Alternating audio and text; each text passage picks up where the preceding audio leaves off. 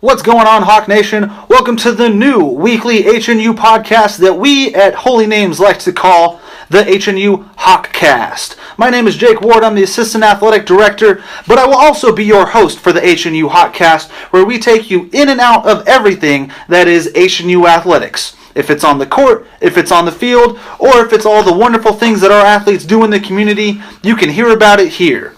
And we're going to start off with basketball season, which just kicked off this last weekend. We've got a couple of matchups to talk about, and we've got a week chock full of events coming up here beginning tomorrow night on Tuesday with women's basketball. So listen on, and you can hear all about it on the HNU HawkCast.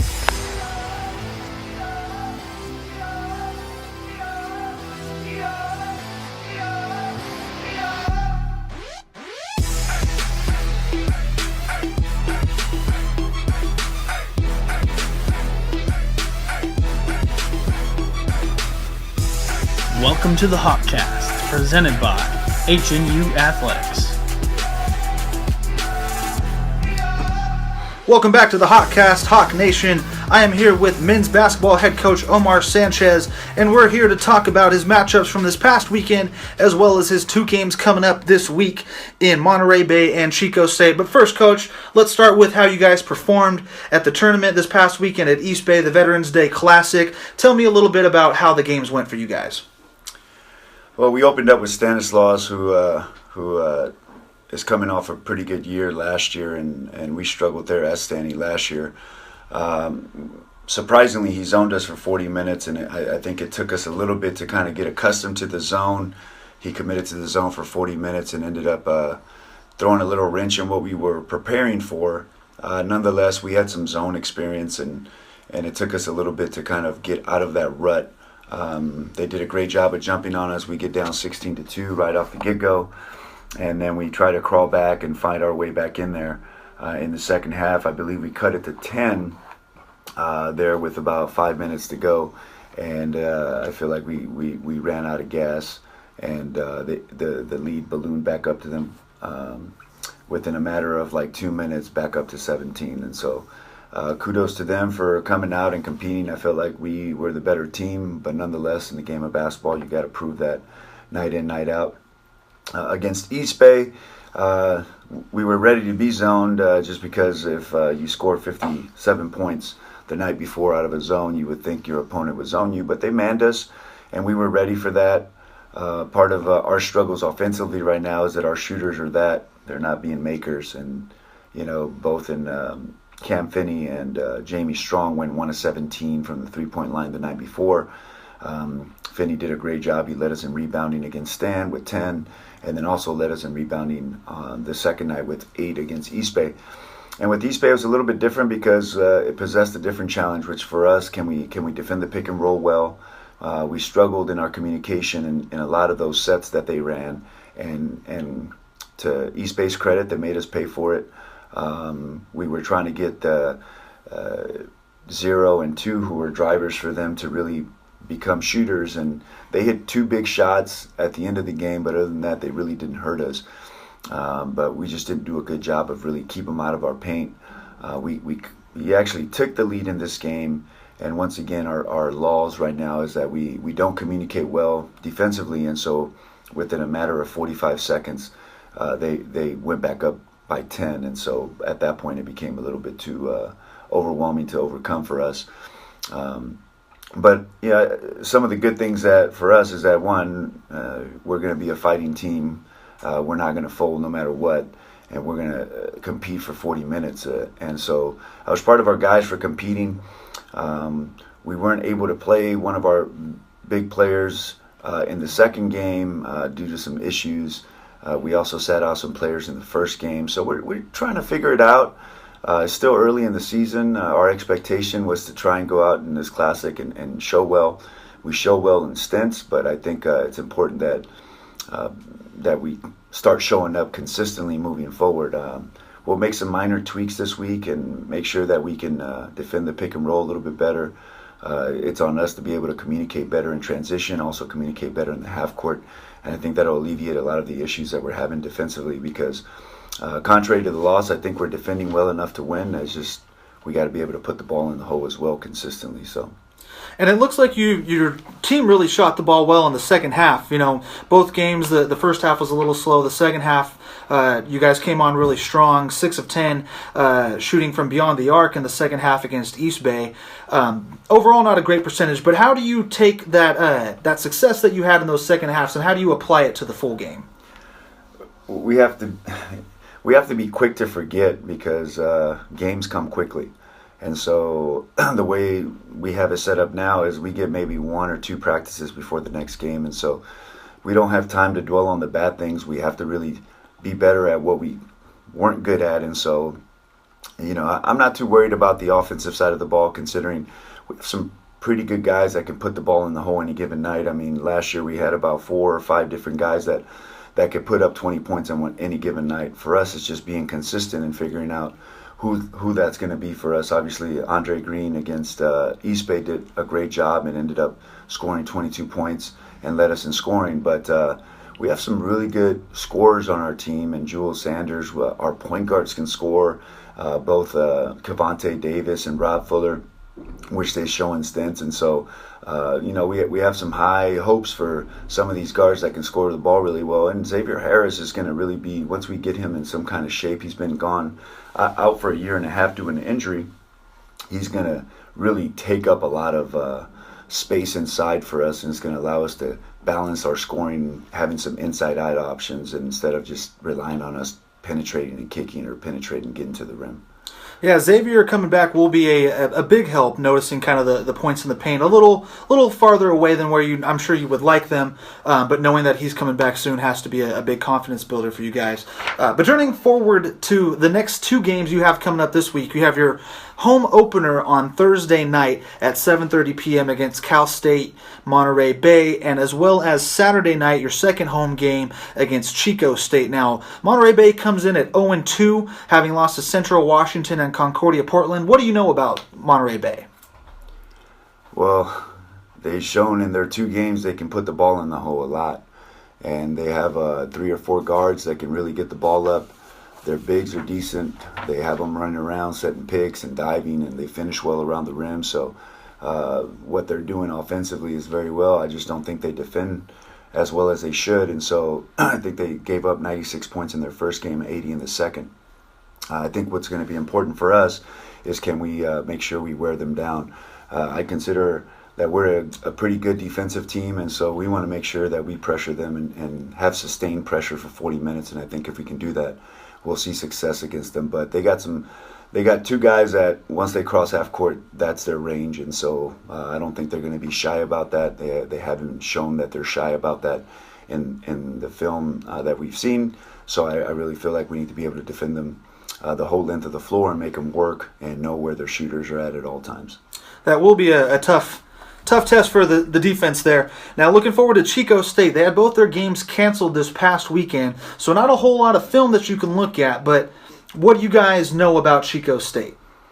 Well, Coach Greg Klink was my coach at Davis when I was there, and so he's done a phenomenal job there at Chico to build it to a powerhouse that it is. So I'm not too worried. They lose 4 of their 5 starters, 4 of their 5 leading scorers coming back. They brought in 5 freshmen.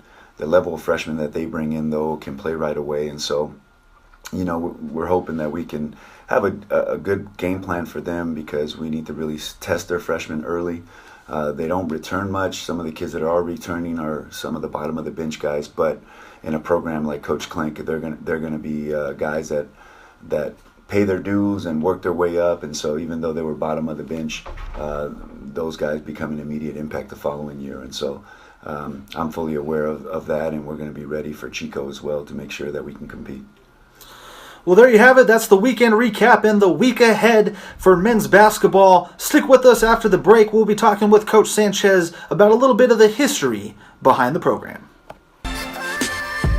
What is going on, Hawk Nation? It's Garrett Osterod, the producer for the HNU HawkCast. I just want to highlight some games coming up this week, starting with Tuesday, tomorrow, November 13th at 5:30. Women's basketball takes on Chico State, the 2-0 Chico State.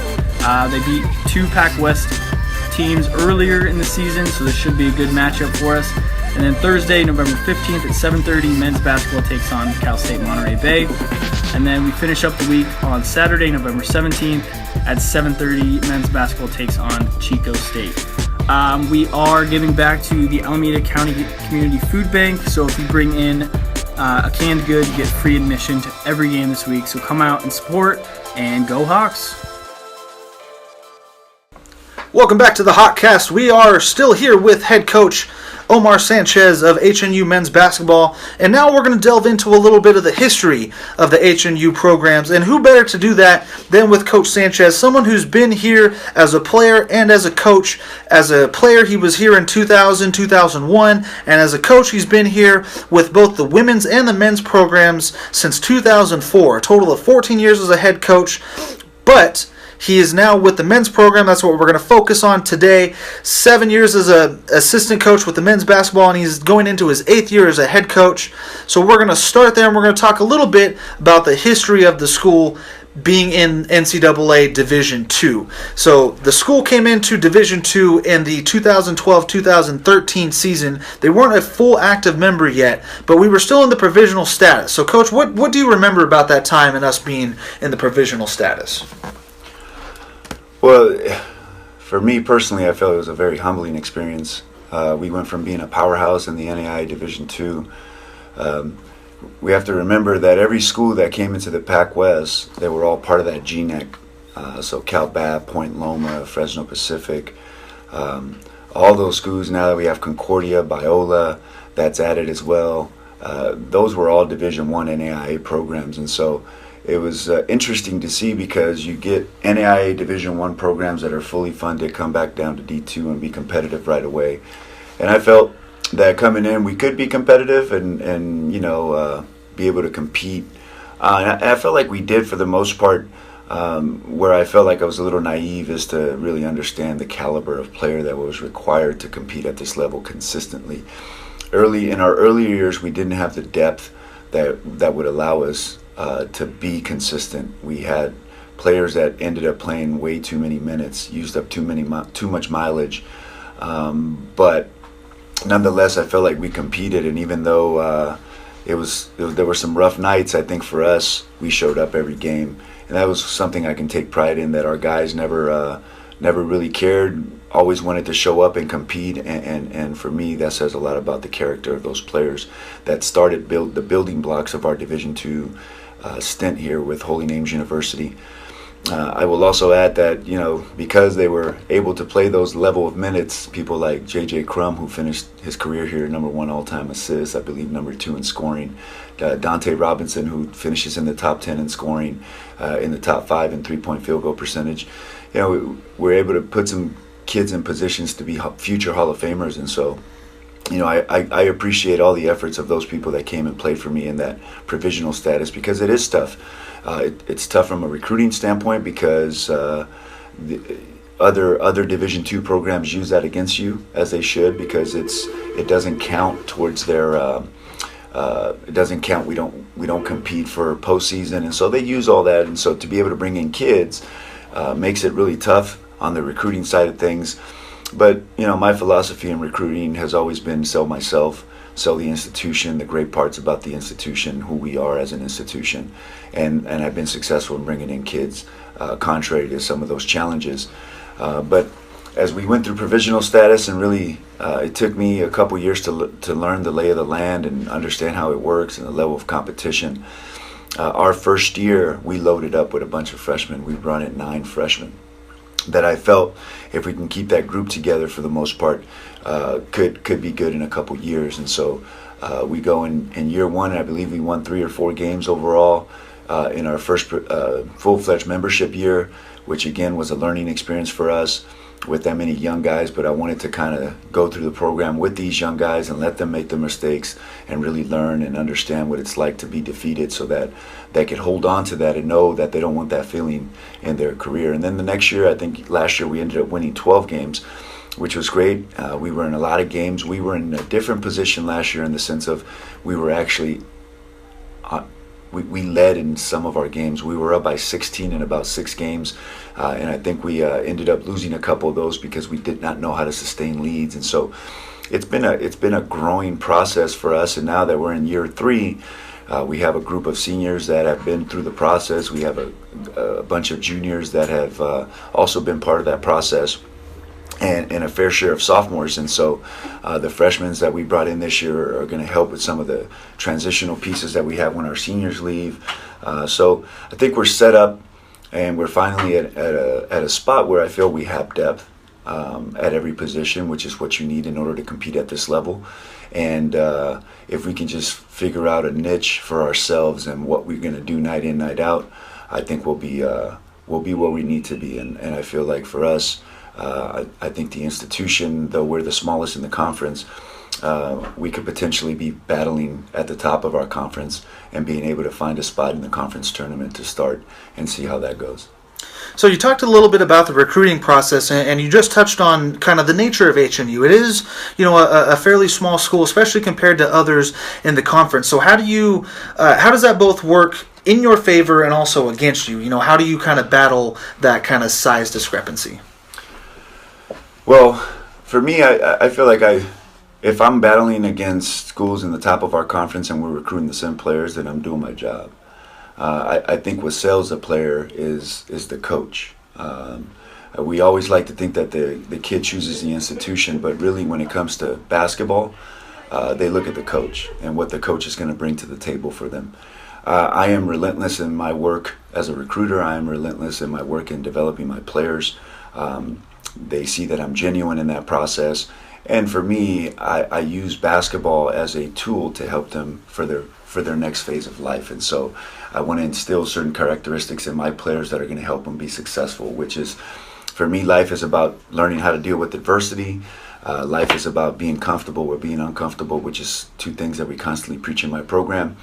And what better way to get practice at that than to be in games and battle with the group of guys that you're going to develop lifelong relationships with. And so, for us, it's building a family environment in our program, guys that want to be around each other and like each other, and know that in 10, 15 years, they're going to be inviting themselves to each other's weddings and be best men for each other. And for me, that's the bigger picture, is really understanding and helping them paint a picture of what that's going to look like for them. And so the other piece for me is I recruit the families. I mean, I feel like if a mother and father are going to entrust me with their 18-year-old son or 19-year-old son, I think it's an important role for us to include the families and give them peace of mind that they're coming to a place that's really going to help them flourish and really find themselves, because really college is about really finding your identity and who you're going to be moving forward so that you can put that into practice into the real world.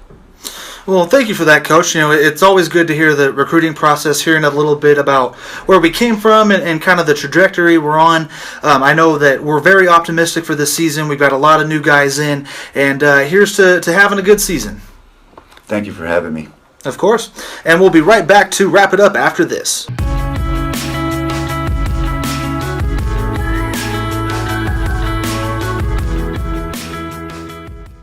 That's all we have for episode 1 of the HNU HawkCast. I'd like to thank you for joining me, Hawk Nation. Make sure that you subscribe on iTunes, on SoundCloud, on YouTube at HNU Hawks. And of course, follow us on our social media channels, facebook.com/HolyNamesHawks, on Twitter at HNU Athletics, and on Instagram at HNU Hawks. We'll see you next time. Hawk yeah.